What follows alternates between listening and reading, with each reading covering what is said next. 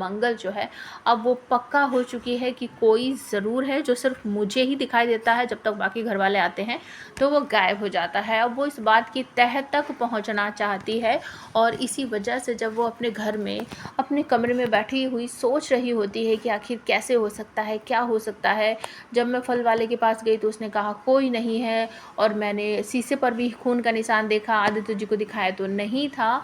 और जब वो भाग रहा था मैंने उसे पकड़ने की कोशिश की, मैं उसका चेहरा देखने ही वाली थी कि तभी अचानक से वो मुझसे हाथ छुड़ाकर भाग गया। तो आखिर कोई ना कोई है तभी तो मैं उसको पकड़ पाई थी, अगर कोई ना होता, मेरा वहम होता, तो मैं उसे पकड़ती कैसे।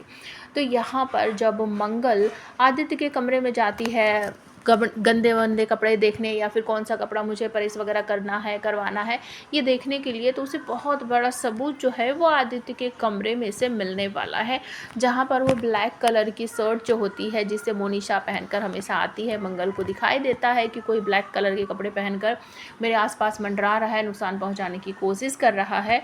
तो वो उसे आदित्य के कमरे में से मिलती है और उसे ऐसा लगता है कि शायद आदित्य कुछ गड़बड़ कर रहे हैं, और वो कपिल जी को ये सारी बातें जो हैं वो बता देती है। कहीं ना कहीं वो कपिल की जान भी बचाती है, क्योंकि उसके पास एक कॉल आता है कि कपिल की ज़िंदगी खतरे में है और हम उसे छोड़ेंगे नहीं, हम उसे मार डालेंगे।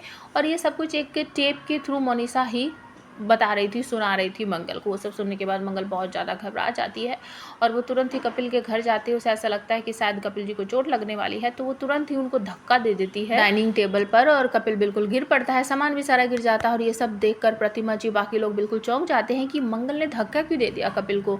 तो मंगल सारी बात बताती है कि इस तरीके से होने वाला था तो मैंने कपिल की जान बचाई है। और उसके बाद वो सारी बातें जो है कपिल को और प्रतिमा को बताती है कि कोई इस तरीके से मुझे कॉल कर रहा है, परेशान कर रहा है, मुझे इस तरह की चीज़ें दिख रही हैं। तो कपिल और मंगल जो हैं वो पहुंच जाते हैं आदित्य से पूछताछ करने के लिए। तो आप हमें कमेंट करके बताओ, कोई भी आदित्य की बात यकीन करेगा या फिर जैसा मोनिशा की चाल थी कि आदित्य को फंसा दिया जाए वैसा ही होने वाला है। प्लीज़ कमेंट ज़रूर करना। इन्फॉर्मेशन अच्छी लगी हो तो हमें हाइप ज़रूर कर देना।